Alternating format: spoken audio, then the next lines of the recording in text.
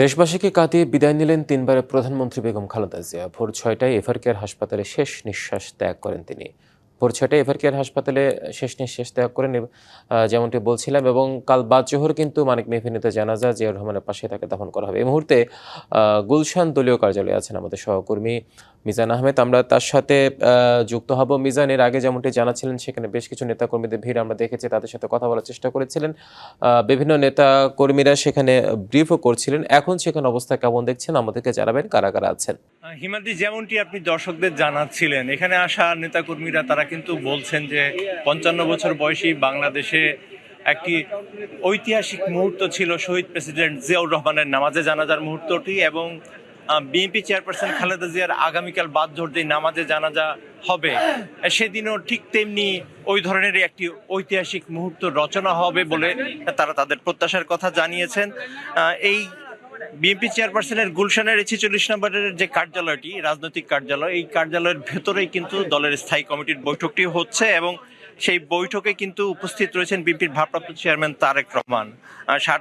12:30 নাগাদ কিন্তু তিনি আসেন, এবং তিনি আসার পরই কিন্তু এই আনুষ্ঠানিকভাবে এই বৈঠকটি শুরু হয়। এর আগেই কিন্তু সকালে এখানে আসেন বিএনপি মহাসচিব মির্জা ফখরুল ইসলাম আলমগীর, সাবেক স্বরাষ্ট্র প্রতিমন্ত্রী লুৎফুজ্জামান বাবর, মঈন খান সহ বিএনপির দলের শীর্ষ নেতারা এসেছেন আমানুল্লাহ আমান। নতুন এবং ফিরে আসা গ্রাহকদের জন্য নগদে চলছে ক্যাশব্যাক সহ প্রতিদিন হাজারো উপহার জেতার সুযোগ। হবে আশা আর ফেরা, সারপ্রাইজ সেরা।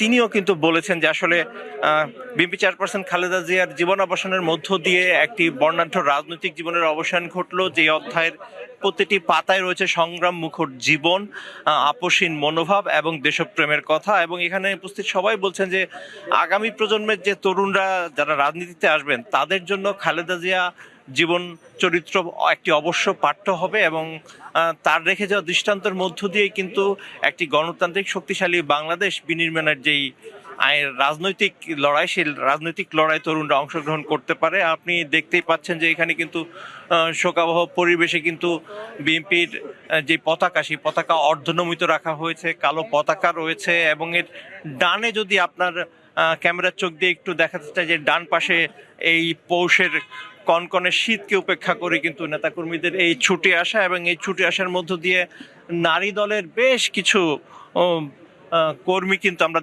দেখছি যে সকাল থেকে কিন্তু তারা এখানে রয়েছেন, এবং তারা সূরা ফাতিহা সহ তারা বিভিন্ন কোরআন খতম দেওয়ার চেষ্টা করছেন, তসবিহ করছেন, মোনাজাত করছেন বিএনপি চেয়ারপারসন খালেদা জিয়ার বিদেহী আত্মার মাগফিরাত কামনার জন্য।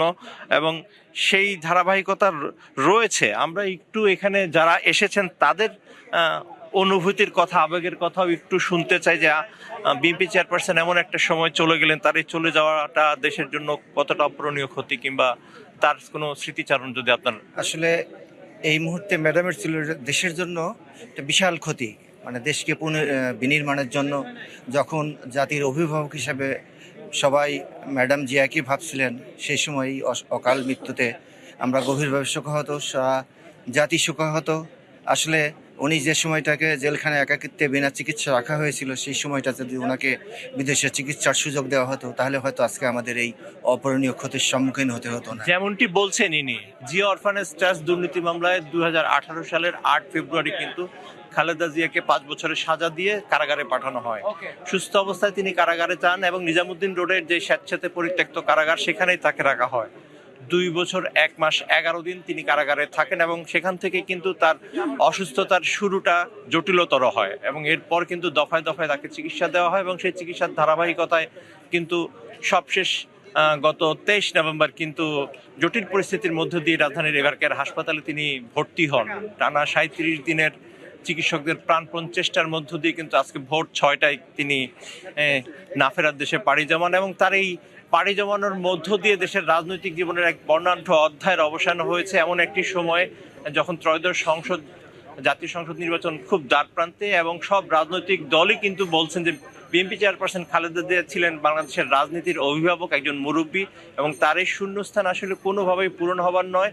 এবং তবে তার আদর্শকে ধরে রেখে যে স্বপ্ন তিনি দেখেছিলেন, যে দেশপ্রেমের বাংলাদেশ তিনি গড়তে চেয়েছিলেন, তিনি বলেছিলেন যে আসলে কোথাও তার কিছু নেই, শুধু বাংলাদেশের জনগণ, বাংলাদেশটাই তার বাসা এবং এরাই তার আপন।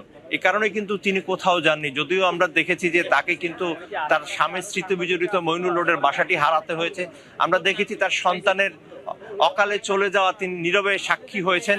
এত কিছুর পরও তিনি ভেঙে পড়েননি এবং তার অনমনীয় দৃঢ়তার কারণেই কিন্তু বাংলাদেশে এখনো রাজনৈতিক চলমান রয়েছে। এ না হলে ১/১১ সরকার যে বিরাজনীতিকরণের উদ্যোগ নিয়েছিল, সেই বিরাজনীতিকরণের ধারাবাহিকতায় কিন্তু একের পর এক মামলা তাকে দেওয়া হয়েছিল, মনস্তাত্ত্বিকভাবে চাপ দেওয়া হয়েছিল দেশ ছাড়ার। কিন্তু তিনি কিন্তু আপোষহীন দৃঢ়তার মধ্য দিয়ে তার যে চরিত্রটি তা ফুটিয়ে তুলেছেন এবং সবাইকে সাহস জুগিয়েছেন।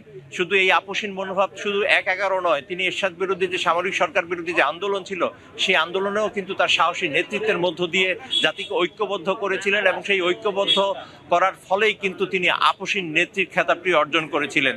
৮৬ নির্বাচনে সব দলগুলো যখন বিরোধিতা সত্ত্বেও পরবর্তী পর্যায়ে এরশাদ সরকারের সাথে নির্বাচনে যায়, একমাত্র বিএনপি চেয়ারপারসন খালেদা জিয়ার নেতৃত্বে কিন্তু বিএনপি সেই নির্বাচন থেকে দূরে থাকে এবং সেই দূরে থাকার কারণে সেই নির্বাচন গ্রহণযোগ্যতা হারায় এবং পরবর্তীতে পতন ঘটে সামরিক এরশাদ সরকারের।